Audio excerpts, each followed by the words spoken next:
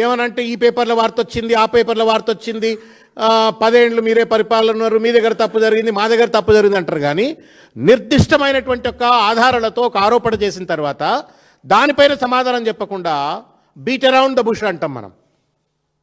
Beat around the bush లెక్క ఇష్టం వచ్చినట్లు ప్రెస్ మీట్లు పెట్టి కాలయాపన చేసి అటు మీడియా సమయాన్ని ప్రజల సమయాన్ని కాలయాపన చేసి ఒక దాటవేత ధోరణికి పాల్పడుతూ ఉన్నారు భట్టి గారు తప్ప నిర్దిష్టంగా లేవనెత్తినటువంటి యొక్క అంశాల పట్ల సమాధానాలు చెప్పట్లేరు.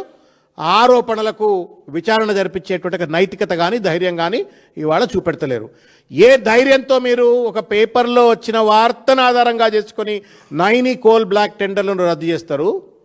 ఇవాళ ఎందుకు పిరికితనంతో భయపడుతున్నారు? రేవంత్ రెడ్డిని చూసి భయపడుతున్నారా, లేకపోతే రేవంత్ రెడ్డి చుట్టూ ఉన్నటువంటి ఒక కోల్ మైనింగ్ మాఫియాను చూసి భయపడుతున్నారా? ఏ ధైర్యంతో దాన్ని రద్దు చేస్తారు? ఏ పిరికితనంతో దీన్ని రద్దు చేయరు? దాన్ని రద్దు చేసిండ్రు, సంతోషం. మీరు కూడా లాల్ బహదూర్ శాస్త్రి కోవలకు వెళ్ళిపోయినరు, వి సెల్యూట్ యూ.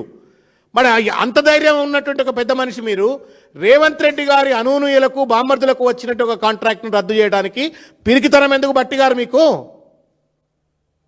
ఎవరు భయపెడుతున్నారు భట్టి గారిని? ఈ డొల్లతనం ఏంటి? లేదు రేవంత్ రెడ్డి గారితో లోపాయకారి ఒప్పందాలా, సంబంధాలా, లేకపోతే మీ మధ్యన అండర్స్టాండింగ్ అడ్జస్ట్మెంట్లను అయిపోయినాయా? కేవలం ప్రజలను మభ్యపెట్టాలా, బట్టగాల్చి మళ్ళీ బీఆర్ఎస్ పార్టీ పైనే మళ్ళీ దాడి చేయాలన్నట్టు ఒక రీతిలో ప్రెస్ మీట్లు పెట్టి మీరు దాటవేత ధోరణికి పాల్పడతారా?